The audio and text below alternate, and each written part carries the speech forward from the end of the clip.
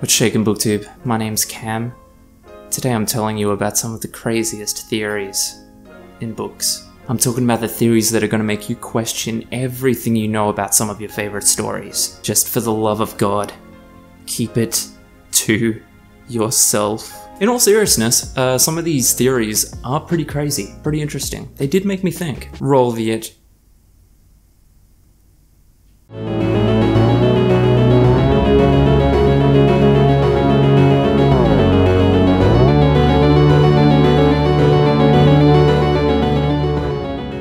One of my favorite things to do is to go through fan theories for, books, television, movies, and just really think about how crazy they can be. They can range along a whole spectrum. There's the ones that are too crazy to be realistic, but are still fun to think about, right up to the ones that almost seem like they should and are part of the story. Anyway, I've got 5 for you today that range over a few different stories and go from extreme to extreme. Just be careful, they might be watching you.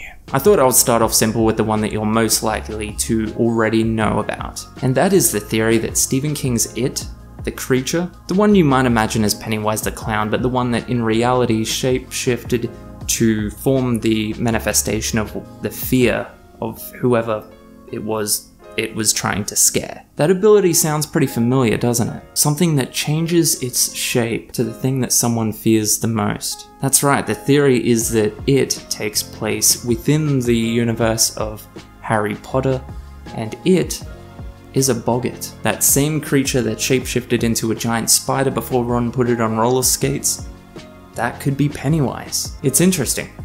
Might not be true, but it's interesting to think about. It's definitely true. Forget everything you know. After that, we're going way back to the classics, and I'm talking today about Dr. Jekyll and Mr. Hyde, the book that inspired the Incredible Hulk, the idea being that there is a civilized and normal man who manages through experimentation to awaken the demon inside of him. At night, Dr. Jekyll would transform into Mr. Hyde, which would be a man willing to do anything and everything that fulfilled his visceral desires. With Dr. Jekyll and Mr. Hyde, this has always been thought of quite literally, like he transforms into Mr. Hyde at nighttime and then goes out and does the crimes, wakes up again the next day as Dr. Jekyll without any memory of what happened. But the theory as it goes is that Mr. Hyde is quite a literal name, Mr. Hyde, being that Dr. Jekyll is Mr. Hyde. The whole time he's aware of what's happening. Mr. Hyde technically doesn't exist. The story is told entirely through Dr. Jekyll's POV point of view, and even when he is Mr. Hyde, he retells the story with phrasing such as I and me. Put simply, the theory is just that Dr. Jekyll got sick of his stuffy and civilized way of acting, had a lot of deep and somewhat twisted desires, and wanted to come up with a way of being able to act on them while remaining free of guilt. Thus, Mr. Hyde was born. Number 3, and this is something that I feel could very well be true, although it's never been explicitly stated. We're back on the Harry Potter, and remember when Harry and Ron were basically carrying the weight of the Horcrux in the last films, the last books? Even having the Horcrux around their neck in the pendant for 5 minutes at a time was enough to give them some serious amount of internalized rage and anxiety. Sometimes even just being in the presence of a Horcrux could give them massive mood swings. Well, we find out at the end of the series, spoiler alert by the way, obviously, we find out at the end of the series that Harry is in fact a Horcrux. When he's killed with the killing curse, it is actually killing the Horcrux. So when you really think about this, Harry's been a Horcrux the entire time. Were the Dursleys really as bad as we saw? The Dursleys were living with a Horcrux for up to 10 years, nursing a Horcrux from a baby to a boy. They spent a decade within the same house as a Horcrux. Is it any wonder that they had this kind of inherent and most times unwarranted hatred for Harry? They saw Harry, or they felt Harry, was something that was destroying them. And sometimes that's even the way it was put in the books, but we always saw it as something just used as a dramatic statement, but maybe it was quite literal. It's just fun to think about, if it's true, what the Dursleys might have been like had Harry not been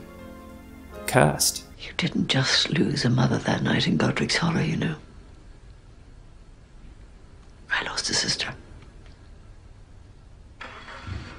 Number 4, this is another interesting one, and one that kind of makes sense more in the realm of the movies rather than the books, but it's fun nonetheless, and this is a Lord of the Rings theory. The theory links the fact that those who have carried the ring tend to have some attachment to the word precious, and in some case, even take on the form of Gollum. Can you see where I'm going with this? The idea is that Gollum is an entity within the ring rather than just a corrupted version of Smeagol. We've always seen Gollum as just what happens when a human holds onto the ring for too long. Gollum's just another side, or darker side, of the person who is Smeagol. But what if Gollum is actually a personality of the ring? We see Bilbo consistently using the word precious, and yeah, he heard Gollum say this, but that wouldn't be any reason for him to start taking that word on himself. Gandalf discovered that the word precious was used as well within the writings of Isildur, who was another carrier of the ring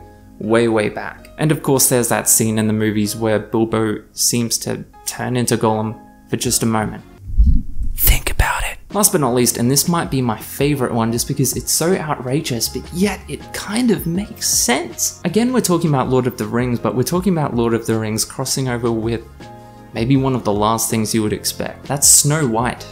Disney's Snow White. Bear with me for a moment, just think about the fact that Snow White has quite fair skin and the ability to talk to wildlife. Sounds kind of elvish, doesn't it? The theory is that Snow White is a descendant of Aragorn and Arwen and is actually of elvish blood. Thus her attachment to the woods, thus her ability to talk to the birds, and thus the fair skin. Even more to that though, you'll notice that there are 7 dwarves.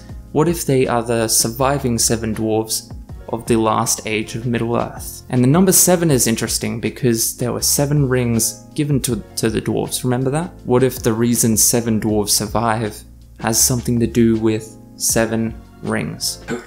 I just blew your damn mind, didn't I? Anyway, that's it. That's all I've got for you today. Stay safe out there, guys. Remember, the government is watching you through your webcams. Make sure you put sticky tape over them. If you want to, do the thing. Do the thing. Follow me on the thing. I'm going back to the bunker. I'll see you in the next video. Catch ya.